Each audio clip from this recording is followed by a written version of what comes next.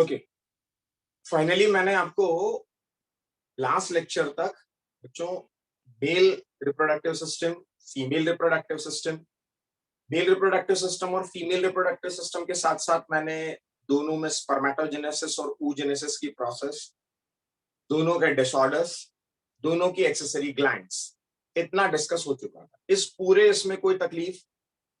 As पर NCERT सबसे पहले स्टेप्स मैंने आपको बताई, pre fertilisation events, fertilisation events and post fertilisation. उसके बाद मेल रिप्रोडक्टिव सिस्टम, उसके पूरे स्ट्रक्चर्स, टेस्टिस, उसका इंटरनल स्ट्रक्चर एंड उसका हार्मोनल रेगुलेशन, देन उसके डिसऑर्डर्स, सेमिनिफरस ट्यूब्यूल का टीएस और उसमें मेल गैमेट का बनना, यहां तक मैंने बताया। और वो मेल गैमेट का स्ट्रक्चर वो भी मैंने आपको बताया। In case of female, female reproductive structure, उसका एनाटॉमिकल स्ट्रक्चर, देन उसमें oogenesis की प्रोसेस, बना हुआ ओआ, उसका स्ट्रक्चर, ये भी मैंने बताया। लेकिन मुझे थोड़ा सा एक आपको डिफरेंशिएशन उसमें बताना है कि जब फीमेल डिफरेंशिएशन यानी ओआ होता है, बनता है, as compare to sperm, sperm भी अपना मेटामॉर्फोसिस करता है बच्चों, और मेटामॉर्फोसिस जिस हम प्रोसेस को कहते हैं स्पर्मेटोलियोसिस, प्रोसेस को कहते हैं स्पर्मेटोलियोसिस। उस स्पर्मेटोलियोसिस की प्रोसेस में उसका डिफरेंशिएशन हो जाता है। ऐसी कोई प्रोसेस हमने ओवा के केस में नहीं देखी। क्योंकि ओवा के केस में ऐसी कोई प्रोसेस नहीं देखी, तो क्या वो अपने स्टेशनरी मोड में ही डिफरेंशिएट होता है? वो डिफरेंशिएशन कैसा होता है वो मैं भी आपको एक इमेज से स्क्रीन से शेयर कर, जो मैंने आपके ग्रुप पर शेयर किया, उसको वहां नोट भी करेंगे, अभी नोट करेंगे। इनफैक्ट वो तो सिर्फ इसलिए शेयर कर दिया कि कुछ छूट ना जाए, राइट?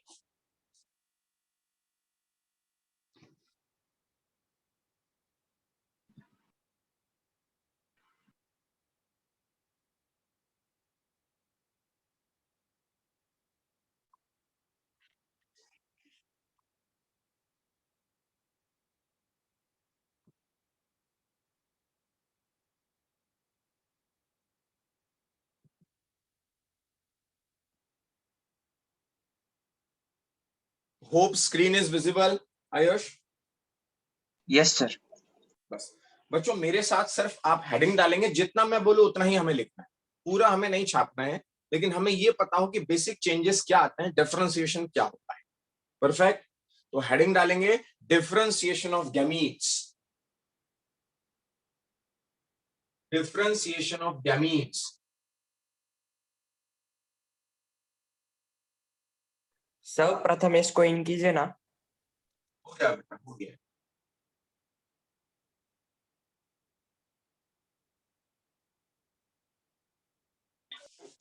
जितना मैं आपको बोलूं उतना ही आप लोग लिखेंगे, differentiation of gametes.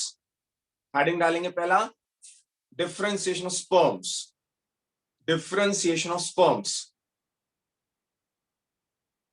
Point number one, point number one,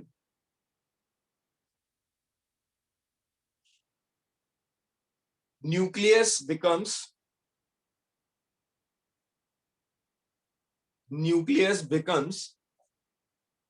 elongated।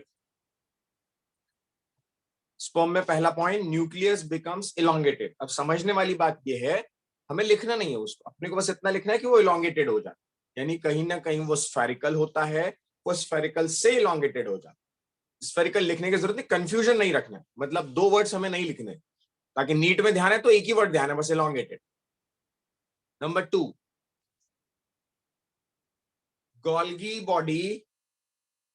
Golgi body produces acrosomal layer।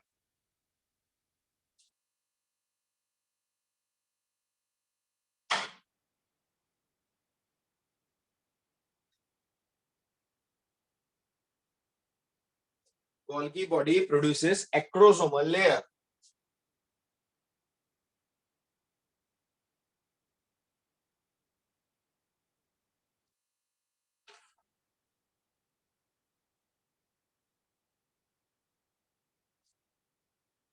Next,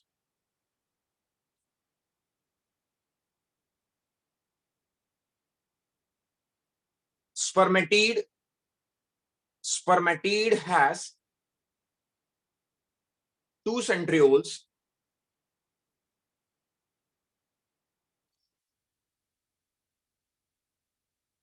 Spermatid has two centriole.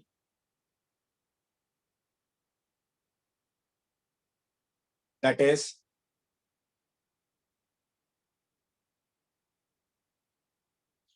proximal, bracket में लिख लेंगे, बताया था कल, responsible for what,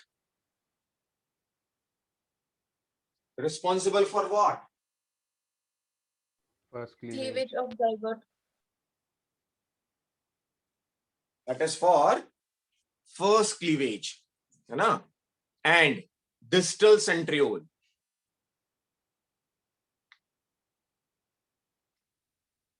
For what? For what? Axial filament. Formation of axial filament.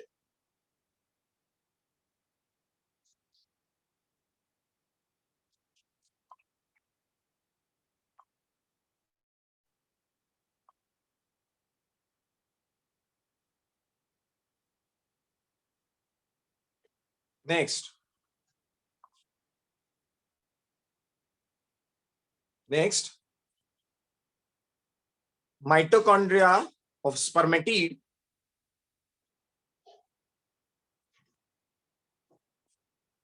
of the spermatid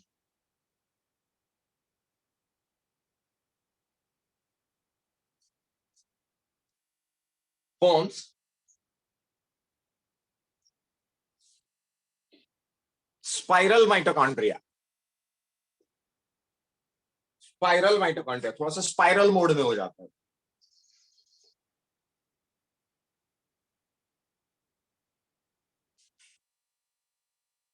next,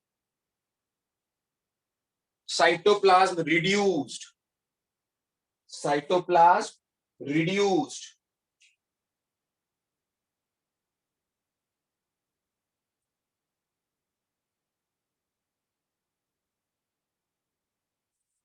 next,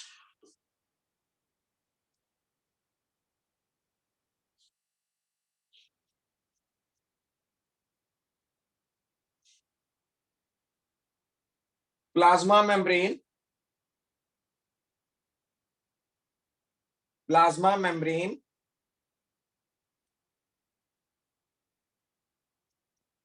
extends and surrounds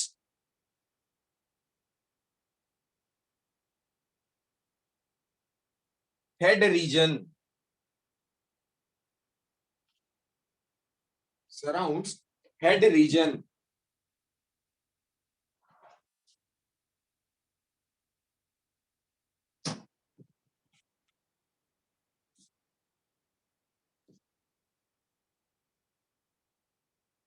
Next,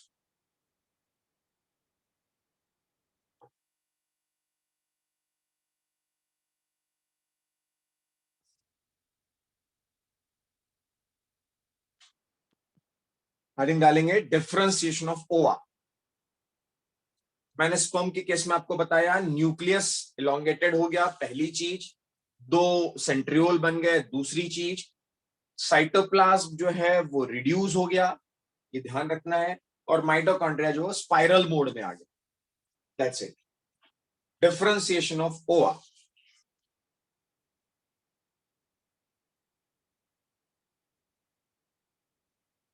important part है क्योंकि ऊलियोसिस जैसी कोई प्रोसेस में मैं आपको नहीं बताने वाला हूं. स्पर्मेटोलियोसिस तो भी ठीक था, ऊलियोसिस जैसी कोई प्रोसेस नहीं, तो डिफरेंशिएशन हमें जानना जरूरी है.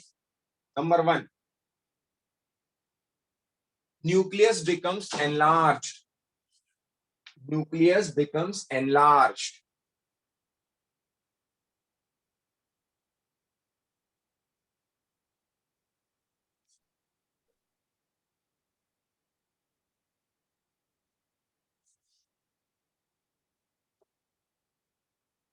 and nucleolus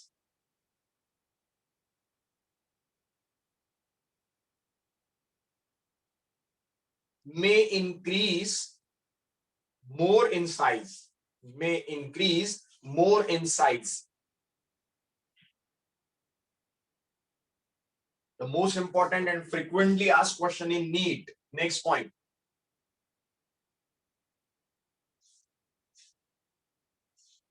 During growth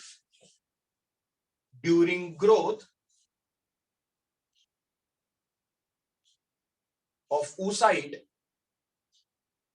mitochondria increases in numbers. Mitochondria increases in numbers.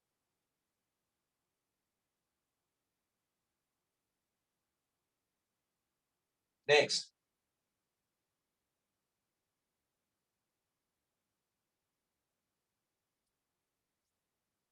Golgi body may disappear completely.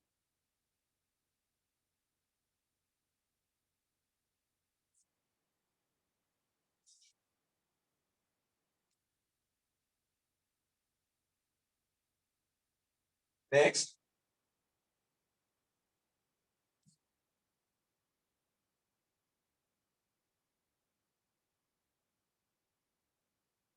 ER do not have ribosomes.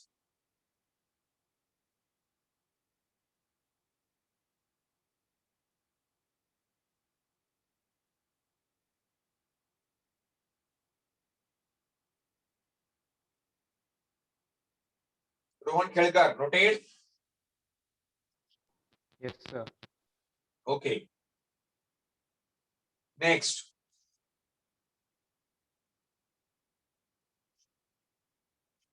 Cortical granules.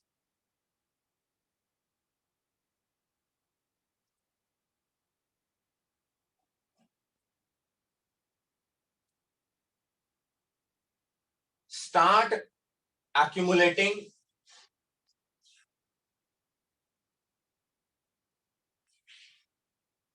in mature oocyte. In mature oocyte.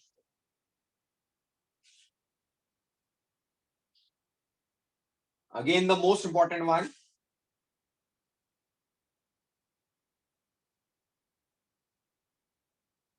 Process of vitalogenesis. Process of vitalogenesis starts.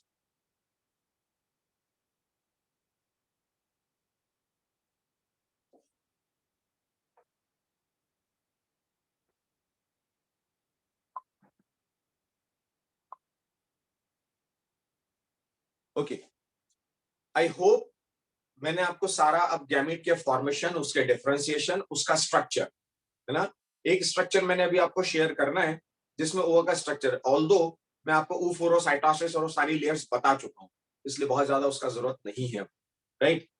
सो अब मुझे आपको बताना है बच्चों, वो gamete जो है spermatogenesis और oogenesis की प्रोसेस से जो गैमीट बने हैं उसमें स्पर्म कैसे गैमीट ट्रांसफर करके ओवा तक पहुंचेगा। But before that I am living the screen for you for 2 to 3 minutes कि आपको उसमें से जो पॉइंट समझ में नहीं आया, नोट तो सारा ही करना है, जो समझ में नहीं आया मुझसे पूछ लेंगे आप।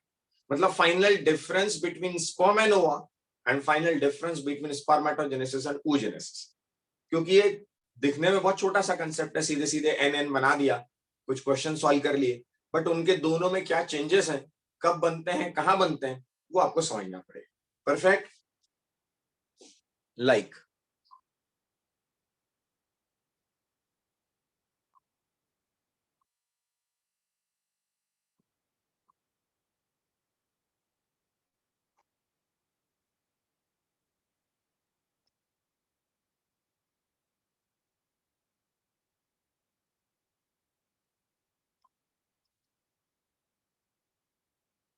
Okay, screen is visible? Yes, sir. थोड़ा सा लाइट मुझे लग रहा है, जस्ट मिनट।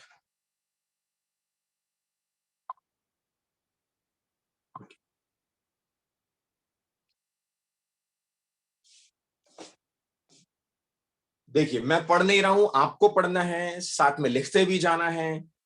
8 पॉइंट्स हैं, उसमें से जो आपको लग रहे हैं वो आपको लिखने हैं, या मैंने शायद शेयर आयुष मैंने ग्रुप पे शेयर कर दिया है, आई थिंक मैंने ग्रुप पर शेयर कर दिया है, प्लीज चेक। No, sir. हाँ सर किए। ओके, ग्रुप पे शेयर कर दिया मैंने, तो फिर आप सिर्फ रीड कीजिए, लिखिए मत, लिखने का काम आप बाद में कर लीजिएगा।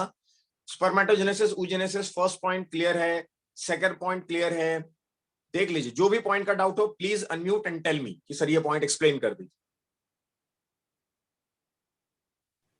सर ग्रुप पे सेंड नहीं किया, ग्रुप पे स्पर्म और ओवा का किया है, किया स्पर्मेटोजेनेसिस का नहीं किया है। अच्छा ठीक है, ठीक है, मैं कर देता हूँ, नो प्रॉब्लम।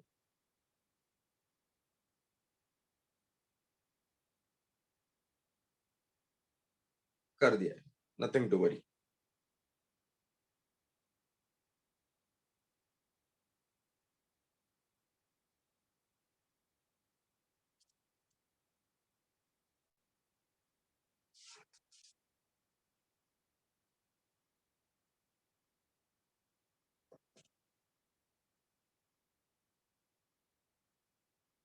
केवल पॉइंट नंबर 7 और 8 दिखाने का उद्देश्य, पॉइंट नंबर 7 और 8 इसको आपको समझना पड़ेगा।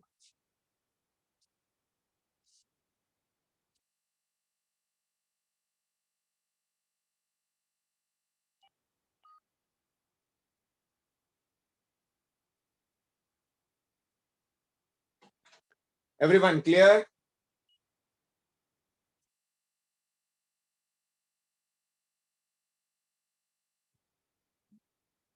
आई होप इट्स क्लियर।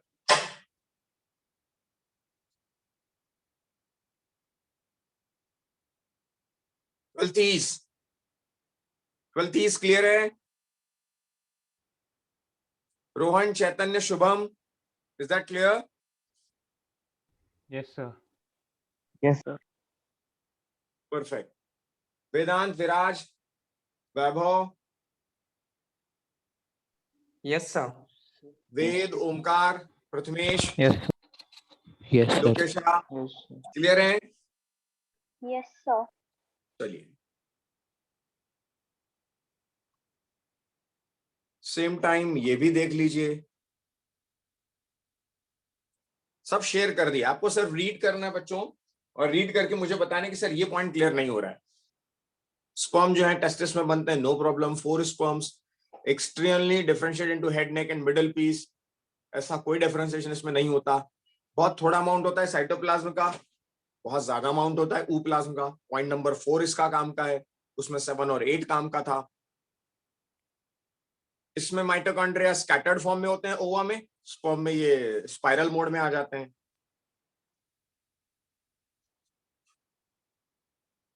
स्पर्म जो है वो मोटाइल और पेनिट्रेट करता है, और ओवा जो उसको एनगल्फ करता है।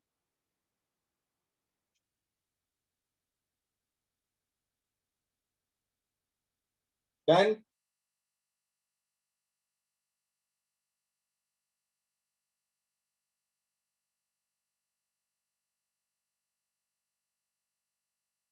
आई hope it's clear. Swami, sir हाँ बोलिए।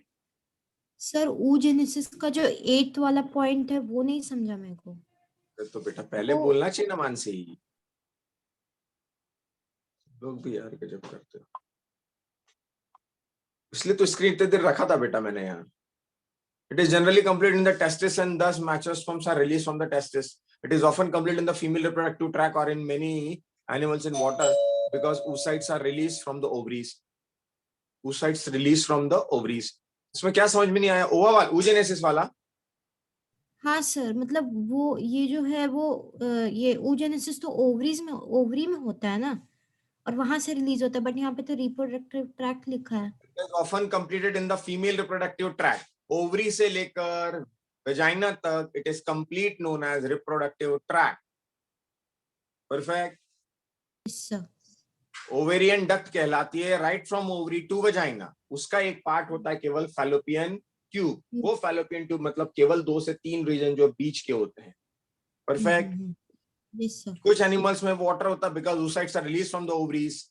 ये इसलिए दिया गया क्योंकि आपको वो एम्फीबियंस के केस में जहां पर गैमेट रिलीज कर दिए जाते हैं, और मीटिंग ऑफ मतलब medium of meeting is water. Agree? Yes, sir. Okay, perfect.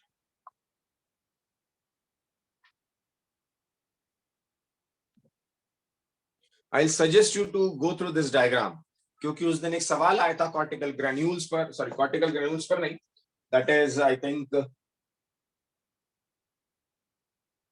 Corona radiata पर एक सवाल आया था। किसने पूछा था?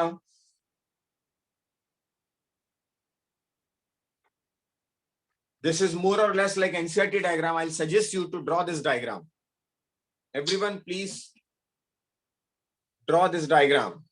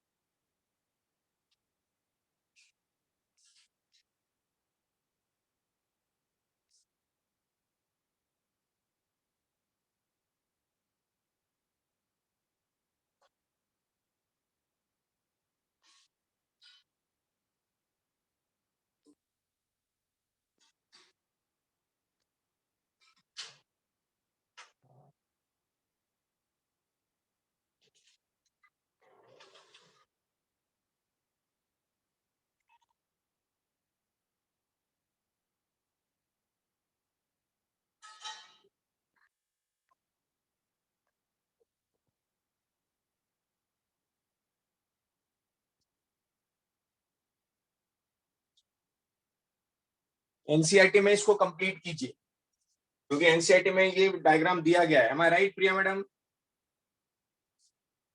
हाँ सर। उसी में कंप्लीट कीजिए।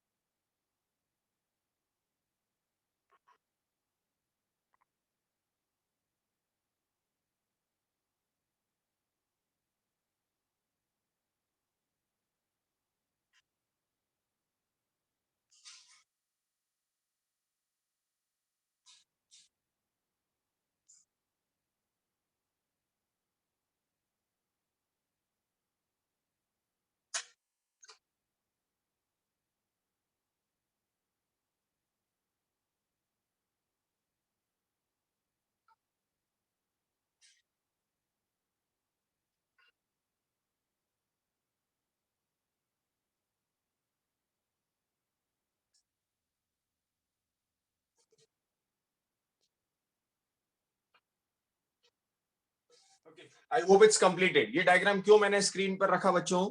लेयर्स आपको यदि समझनी है तो ये लेयर्स बहुत जरूरी है। कॉर्टिकल ग्रैन्यूल्स की लेयर सबसे इंपॉर्टेंट पड़ेगी, क्योंकि जब मैं आपको फर्टिलाइजेशन की केमिस्ट्री बताऊंगा तो ये कॉर्टिकल ग्रैन्यूल्स बड़ा इंपॉर्टेंट रोल प्ले करेंगे। परफेक्ट। तो लेयर वाइज यदि मैं आपको देखूं तो कोरोना रेडिएटा आपको दिख रही है, जोना पेलुसिडा दिख रही है। मतलब मेरा कहने का, you need to write a sequence from outside to inside. Corona radiata, zona pellucida, pre-vitelline space, then plasma membrane, in vitelline membrane, then pre-vitelline space, then plasma membrane, and then cytoplasm. I hope you noted. Corona radiata, zona pellucida, then vitelline membrane, pre-vitelline space, plasma membrane, and then cytoplasm. और उसके अंदर cortical granules जो periphery की तरफ लगा हुआ है। Rashi madam noted? Yes sir. Perfect. Sequence inside to outside, Rashi क्या लिखा? इनसाइड टू आउटसाइड सीक्वेंस क्या लिखा? सब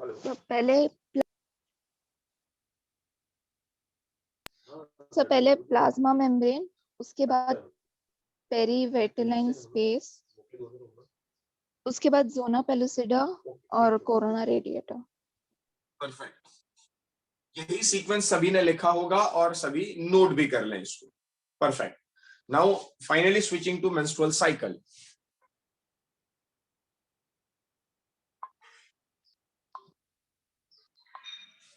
ओके, तो बच्चों अभी सारा स्ट्रक्चर कंप्लीट हुआ एज पर NCERT. Check your NCERT till page number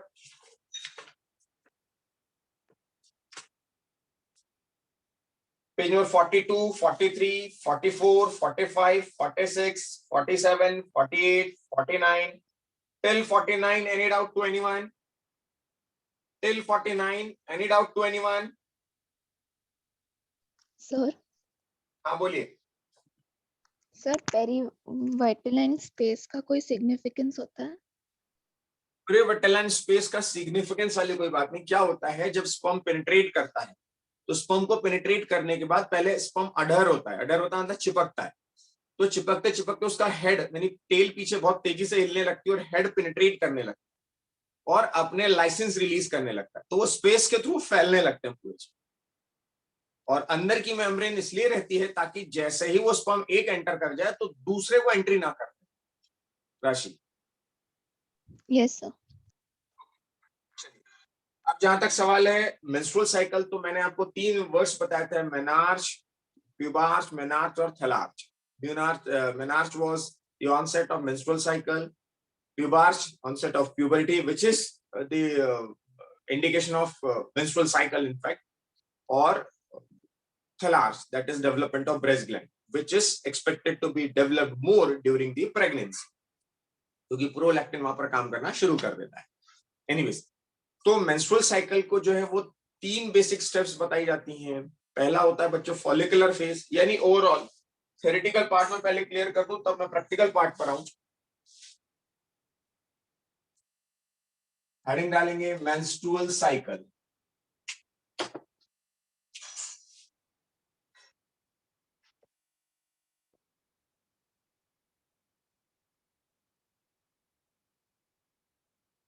points इसमें मुझे कुछ लिखाने की जरूरत वैसे नहीं पड़ेगी, एनसीईआरटी के डायग्राम में ही हम लोग समझेंगे। बट एनसीईआरटी के डायग्राम में जो बनाया गया है वो क्या है वो पहले आपको क्लियर कर दूं, तब फिर मैं आपको स्क्रीन शेयर करूंगा।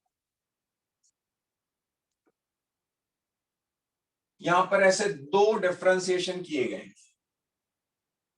जिसमें एक इवेंट को बताया गया है बच्चों। Board is visible and clear? Prathamesh, Athar, Krishna, Harshal, board is clear? Yes, sir. Perfect, perfect.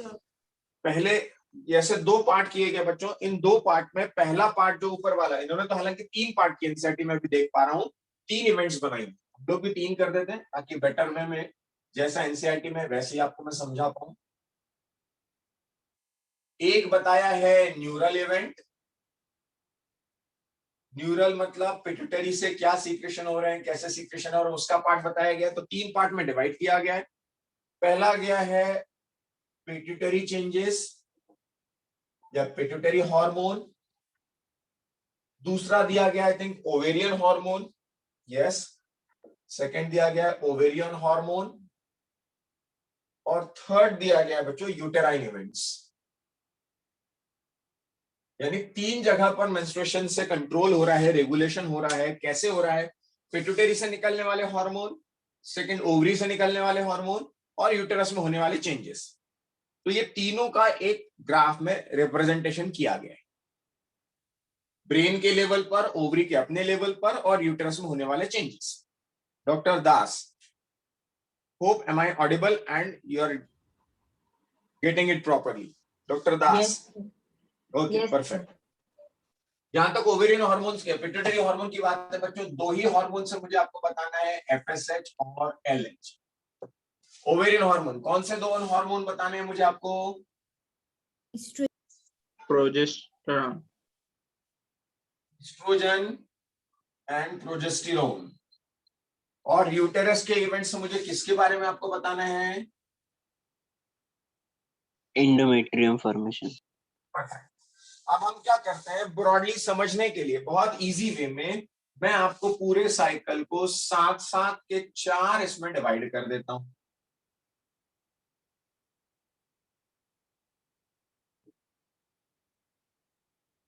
मैंने क्या किया, ब्रॉडली समझाने के लिए आपको 28 डेज को 7-7 दिनों के 4 इक्वल पार्ट में डिवाइड करके समझाना है।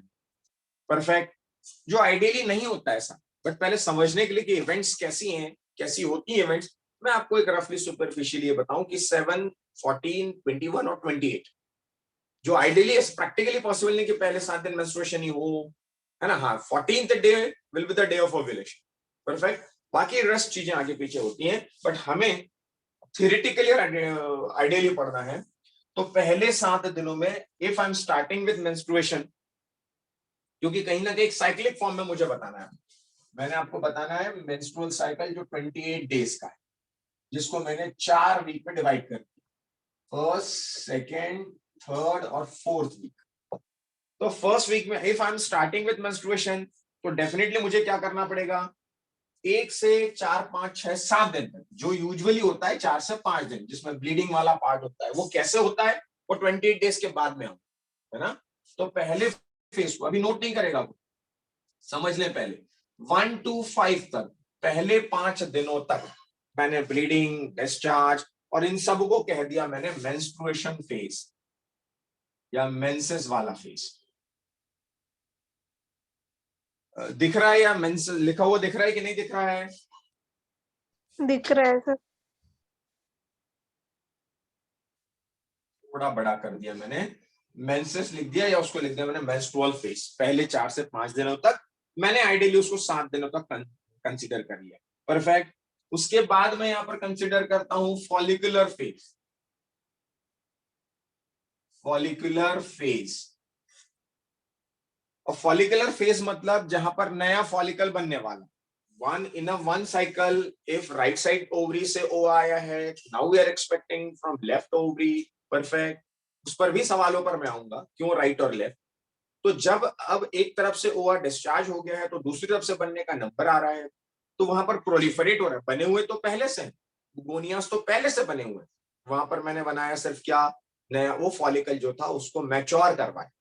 जब फॉलिकल को मैच्योर कराने की बात आ रही है, जिससे मैं प्रोलिफरेट कर रहा हूं, तो इसलिए इसको मैंने कह दिया प्रोलिफरेटिव फेज। अब जब प्रोलिफरेटिव फेज कह दिया, थोड़ा सा डिस्टेंस में बढ़ा लूं बच्चों, ताकि दिखने में थोड़ा सा डिफरेंस में बढ़ा लेता हूं। इसको मैं कर देता हूं 7, इसको कर देता हूं 14, इसको कर देता हूं 21 और इसको कर देता हूं 28। ठीक है। तो ये जो मैंने 7 to 14 के बीच का फॉलिकुलर फेज या प्रोलिफरेटिव फेज कह दिया, डेफिनेटली इसमें किसका लेवल बढ़ेगा सबसे पहले, बोलिए? FSH, follicular stimulating hormone.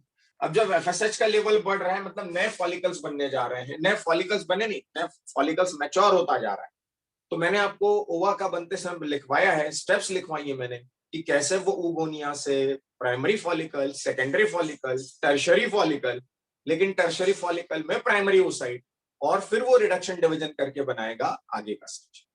तो फॉलिकल्स मैच्योर होता जाएगा और अल्टीमेटली एक समय आएगा कि वो रप्चर होगा, और वो जो फॉलिकल रप्चर हो जाएगा तो एक ओवा बाहर निकल आएगा। तो वो एफएसएच की वजह से, जब एफएसएच बढ़ने लगता है, तो एफएसएच के बढ़ने से प्रोलिफरेटिव फेज का कैरेक्टरिस्टिक फीचर होता है, एफएसएच इंक्रीजेस। लेकिन up to 13th day FSH चूंकि अब मैक्सिमम फॉलिकल को ग्रो करवा चुका, और मैंने आपसे कहा था कि एफएसएच का टारगेट क्या होता है, एफएसएच का टारगेट क्या बताया था? इमेच्योर फॉलिकल और ग्रोइंग फॉलिकल, एफएसएच। लेकिन एलएच का टारगेट क्या बताया था? Mature follicle. Mature follicle. तो जब वो मैच्योर फॉलिकल, चूंकि एफएसएच ने उसको मैच्योर कर दिया, अब मैच्योर फॉलिकल का टारगेट होता है, एलएच का टारगेट होता है मैच्योर फॉलिकल। तो यहाँ 13 डे पर, उस महीने की 13 तारीख नहीं, उस साइकिल का 13 डे, इट इज एक्सपेक्टेड कि एलएच सर्ज होगा। एलएच सर्ज इसलिए क्योंकि इतनी तेजी से निकलता है, बहुत ज्यादा अमाउंट में एक साथ निकलता है कि ओवा रप्चर हो जाता है। That is LH surge, and due to that LH surge ova rupture हो जाता है, और 14th डे को कहा जाता है day of ovulation. Day of ovulation. Noted? देखिए, दिमाग में रख लीजिए, अभी नोट करने के लिए समय दूंगा मैं आपको। पहला मैंने मेंस्ट्रुएशन से स्टार्ट किया, जो मैं वापस यहां पर आऊंगा कि वो क्या निकलता है एक्चुअल मेंस्ट्रुएशन में। 7वें दिन से मैंने स्टार्ट किया follicular phase, this is known as proliferative phase. फिर से कहते हैं day of ovulation, 14th day पर अब ओवा निकल गया। तो ओवा कहां पर आ गया? फिम्ब्री ने रिसीव कर दिया और फैलोपियन ट्यूब में आ गया। अब जब फैलोपियन ट्यूब में आ गया तो डेफिनेटली चांसेस ऑफ फर्टिलाइजेशन बढ़ गए हैं। 14 टू लास्ट हम उसे कह देते हैं दैट इज सीक्रेटरी फेज, जिसका एक पार्ट होता है ल्यूटल फेज। परफेक्ट, यानी 14 से लेकर 28 डेज तक मैंने इसको कह दिया बच्चों सीक्रेटरी फेज। यहां तक कह दिया सीक्रेटरी फेज, जिसका एक पार्ट है ल्यूटल फेज।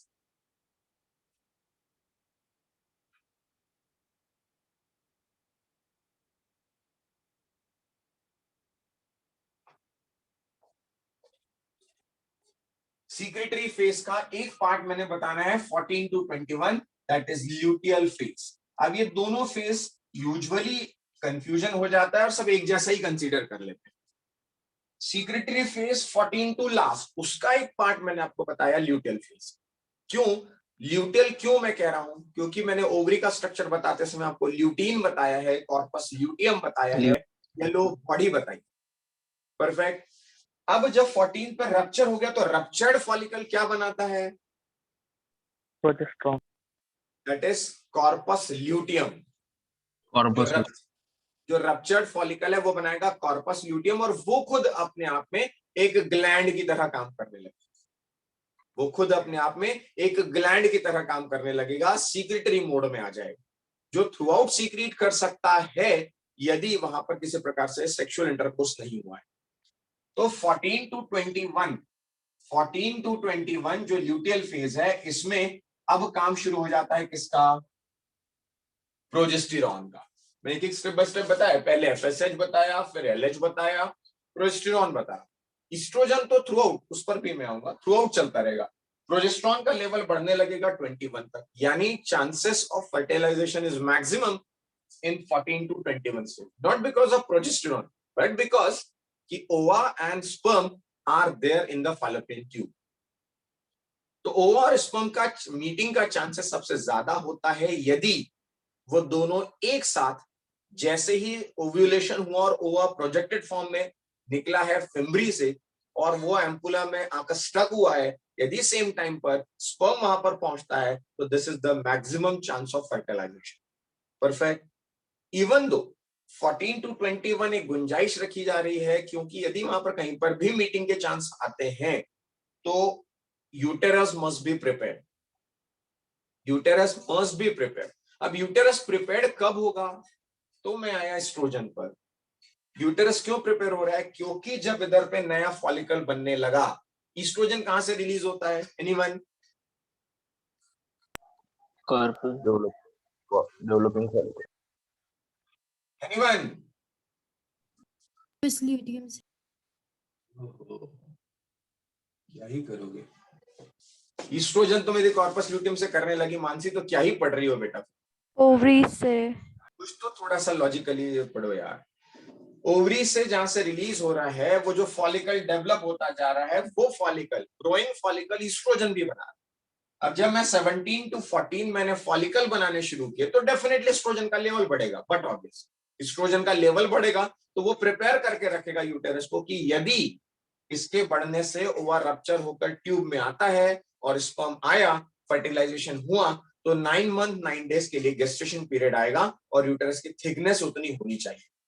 तो थिकनेस बनाने का काम इस फॉलिकल से निकलने वाले ईस्ट्रोजन वो करने लगे, क्योंकि मैंने आपको लिखाया था oestrogen endometrium formation, endometrium formation, endometrium formation. और प्रोजेस्टेरॉन के केस में क्या बताया था? Endometrium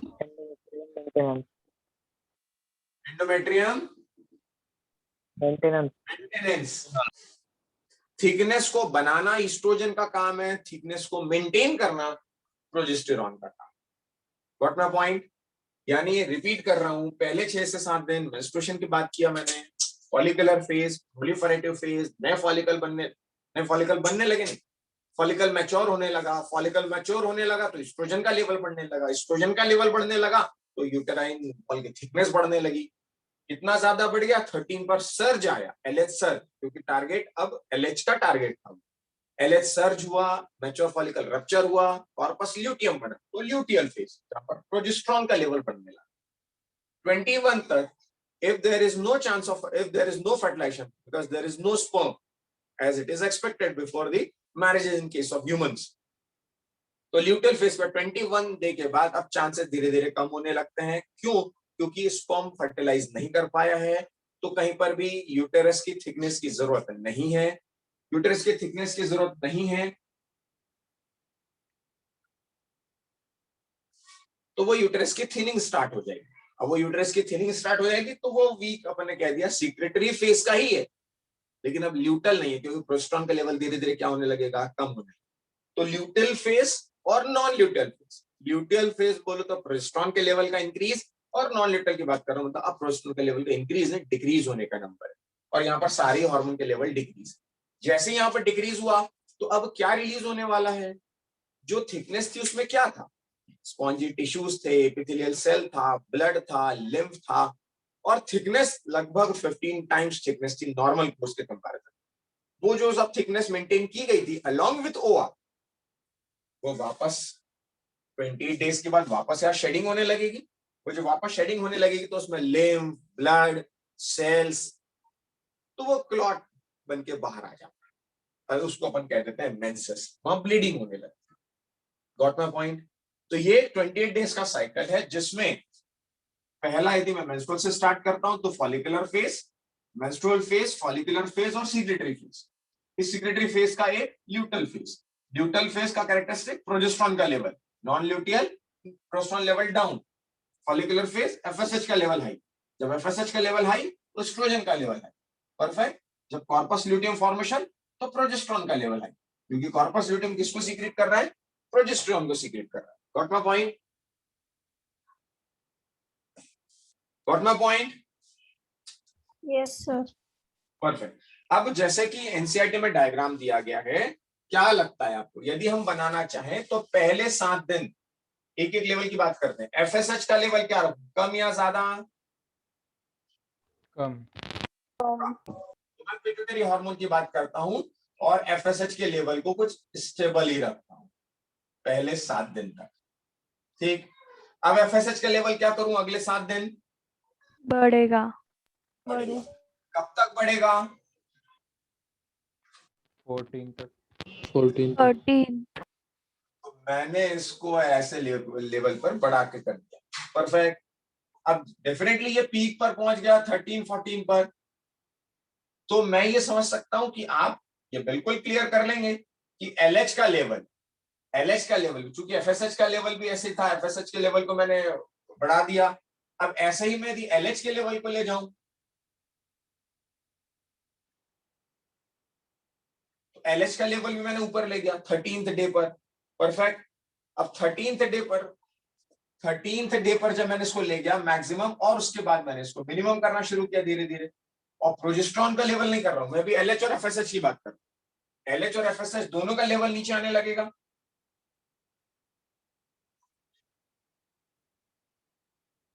perfect. तो इंस्टीड ऑफ दिस एनसीईआरटी में आपको दिया गया है कि दोनों क्रॉस करके पीक पर, तो दोनों का पीक एक साथ आया, दोनों का पीक एक साथ 13th डे पर करना है आपने, परफेक्ट। अब यदि मैंने आपसे कहा, जस्ट मिनट,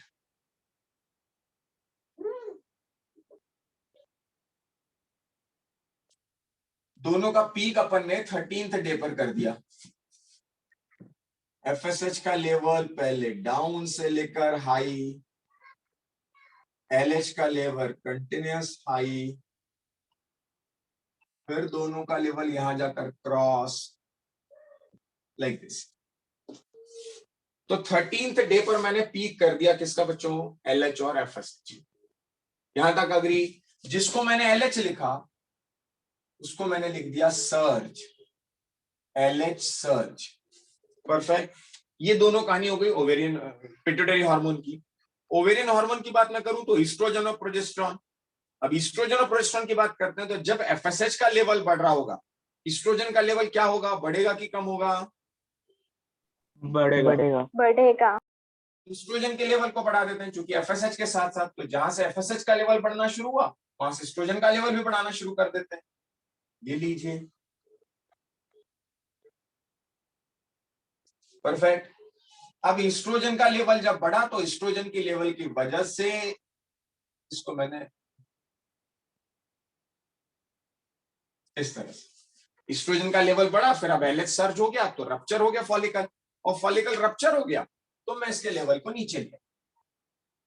तो हालांकि ईस्ट्रोजन का लेवल एकदम से ऐसा नीचे नहीं आता जिस तरह से उन्होंने दिया हुआ है, इस तरह से उन्होंने इसको एक्सप्लेन किया है, ऐसा नहीं होता बच्चों, प्रैक्टिकली ऐसा नहीं होता।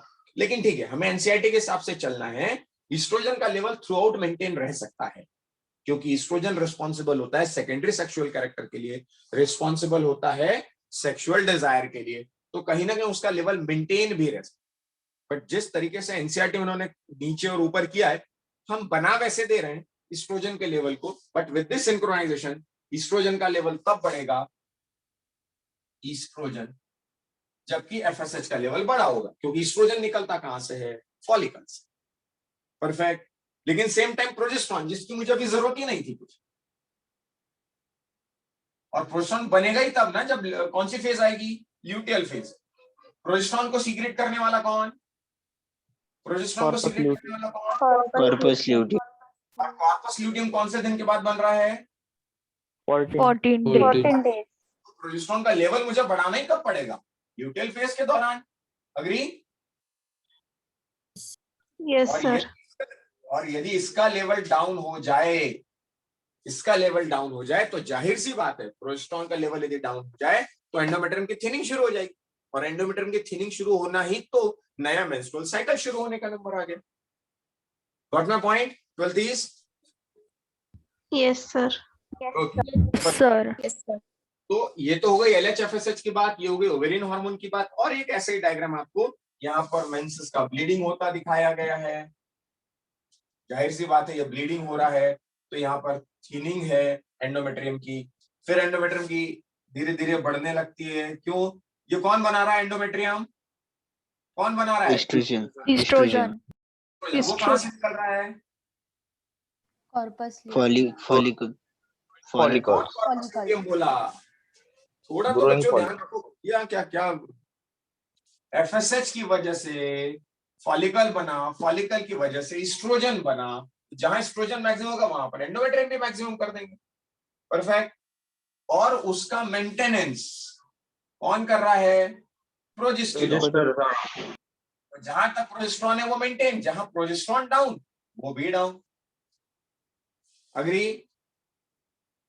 यानी इस तरह से इसको मैंने लिख दिया एंडोमेट्रियम, ये एंडोमेट्रियम की थिकनिंग बन रही थी, यहां पर आकर एंडोमेट्रियम की थिकनिंग शुरू हो गई, तो ये नीचे वाला पार्ट हो गया आपका यूटेराइन इवेंट, ओवेरियन और पिट्यूटरी। परफेक्ट। लेकिन हम उसका लॉजिकल पार्ट समझते हैं कि ऐसा क्या होता है इन टर्म्स ऑफ हॉर्मोन्स, क्योंकि ये तो आपको एनसीईआरटी में भी मिल जाएगा।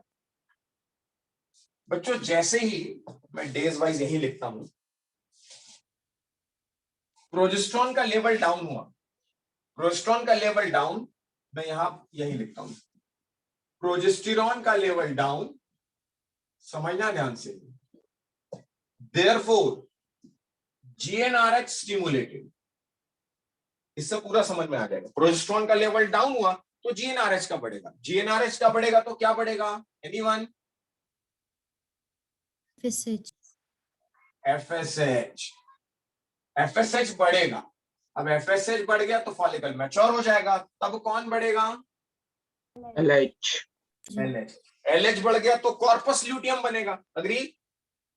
क्योंकि एलएच सर्ज होगा तो कॉर्पस ल्यूटियम बनेगा। देयरफॉर फॉलिकल रप्चर यानी ओव्यूलेशन।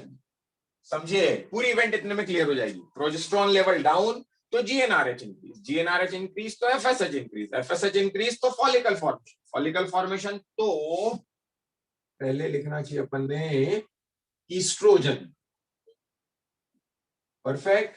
और फिर लिखना चाहिए अपन ने एलएच, फिर लिखना चाहिए अपन ने कॉर्पस ल्यूटियम, और कॉर्पस ल्यूटियम बढ़ गया तो क्या निकलेगा, प्रोजेस्टेरॉन। पूरा साइकिल इतने में मैंने कंप्लीट कर दिया हार्मोन के कंट्रोल में।